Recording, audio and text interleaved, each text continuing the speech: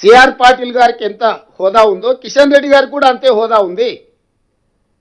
మేము పర్సనల్గా కలిసి చెప్పినాము, అధికారులను పంపించి చెప్పినాం కిషన్ రెడ్డి గారికి, ఈ నీటి కేటాయింపులకు సంబంధించి మీరు మాట్లాడండి, మీరు బాధ్యత తీసుకోండి.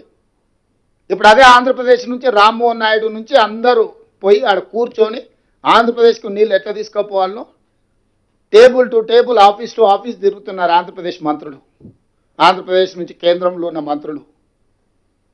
మరి కిషన్ రెడ్డి గారు ఈ పని చేయడం లేదు. పెంచి పెద్ద చేస్తే తద్వారా బీఆర్ఎస్ మళ్ళీ బతుకుతే మళ్ళీ మాకేదో రాజకీయంగా ప్రయోజనం ఉంటుంది, కాంగ్రెస్ను మార్జినలైజ్ చేయొచ్చు అనేది వాళ్ళ ఆలోచన. ఈరోజు నిజంగా వీళ్ళ తాపత్రయం ఏది తెలంగాణ నీటి కేటాయింపుల కోసం కాదు, రాజకీయ మనుగడ కోసం వీళ్ళు తాపత్రయపడుతున్నారు. ఈ వేదికలో ఈ రూమ్లో ఉన్న ప్రజాప్రతినిధులందరికీ నా సూచన ఒకటే, ఇది వ్యూహాత్మకమైన రాజకీయ ఎత్తుగడ. అంతరించిపోతున్న బీఆర్ఎస్ను పునరుజ్జీవింపజేసుకోవడానికి చేస్తున్న ఒక ప్రయత్నము.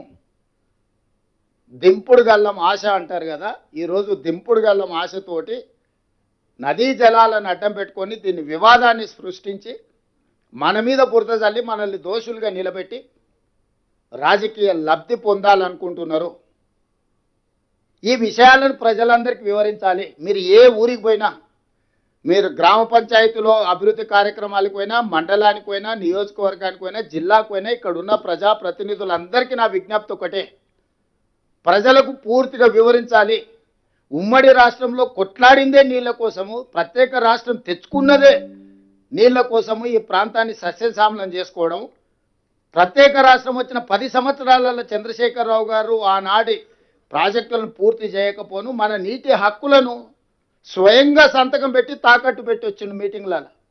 కృష్ణానది జలాలను తాకట్టు పెట్టడమే కాదు, గోదావరి జలాలను కూడా తాకట్టు పెట్టేసి 3000 టీఎంసీలు సముద్రంలో పోతూనే మీరు పోలవరం కింది నుంచి గోదావరి జలాలను పెన్నా బేసిన్ వరకు, కృష్ణా బేసిన్ దాటి పెన్నా బేసిన్ వరకు, ఒంగోలు ప్రకాశం వరకు కూడా తీసుకెళ్ళండి అని ఈరోజు ఆ రాచపుండును ఆయన పెడితే అది ఈరోజు మనకు ఒక సమస్యగా సృష్టించాలని వాళ్ళు ప్రయత్నం చేస్తున్నారు. మనం మెదలకుంటూ ఉంటే ఏముందిలే ఆయన చెప్పేది ఎవరు నమ్ముతాడని మీరు అనుకుంటే ఓ రోజు అబద్ధం తిరిగి నిజానికంటే ఎక్కువ ప్రమాదకరంగా తయారైంది. నిజం గడప దాటే లోపలనే అబద్ధం ఊరంతా తిరిగి వస్తుంది అంటారు కదా, దాన్ని చంద్రశేఖరరావు వాళ్ళ అల్లుడు హరీష్ రావు గారు బాగా నమ్ముతారు. ఎందుకంటే వాళ్ళ లైఫ్ సక్సెస్ మొత్తం అబద్ధాల మీదనే ఉంది. ఫ్యామిలీ ప్యాకేజ్ కింద అబద్ధాలు చెప్పి బ్రతకడం బాగా నేర్చుకుని వాళ్ళ ట్రైనింగే అట్లుంది, స్కూలే అట్లుంది, సిలబసే అట్లుంది, ఓన్లీ అబద్ధాలే చెప్పాలి మనం అని. నిజం చెప్తే విక్రమార్కుడు ఉంటుంది కదా, నిజం చెప్తే మీ తల వేవు ముక్కలైపోతుంది అన్నట్టు, నిజం చెప్పితే వాళ్ళు చచ్చిపోతారని వాళ్ళకి ఏదో శాపం ఉన్నట్టుంది, అన్ని అబద్ధాలే. నేను అందుకే చెప్పిన హరీష్ రావు గారు ఇన్ని ఆరోపణలు చేస్తున్నారు కదా, ప్రత్యేక శాసనసభ సమావేశాలు ఏర్పాటు చేద్దాం. ఒకరోజు కృష్ణానది జలాల మీద, ఇంకొక రోజు గోదావరి నది జలాల మీద చర్చ చేద్దాము.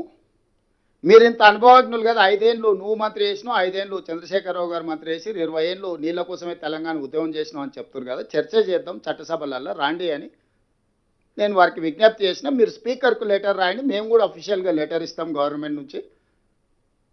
ప్లాట్ఫామ్ మీద ఫేస్ టు ఫేస్, ఇప్పుడు నేను ఏం చెప్పినా మీరందరూ మన వాళ్ళే, మీరందరూ ఎక్కువ తక్కువ 99% నేను చెప్పిన దాన్ని ఆమోదిస్తారు.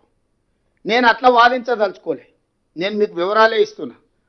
చంద్రశేఖరరావు గారు, హరీష్ రావు గారు టీఆర్ఎస్ పార్టీని శాసనసభలో నించోబెట్టి ఒక్కొక్క జీవో, ఒక్కొక్క పేపర్ చదివి వినిపించి ఆ రోజు ఏ విధంగా మనకు తెలంగాణ ప్రజల పట్ల మరణ శాసనం రాసినరో, ఈ రాచపుండు ఎవరు తీసుకొచ్చి తెలంగాణ ప్రజలకు అంటగట్టినరో మనం చర్చించుకోవాల్సిన అవసరం ఉంది.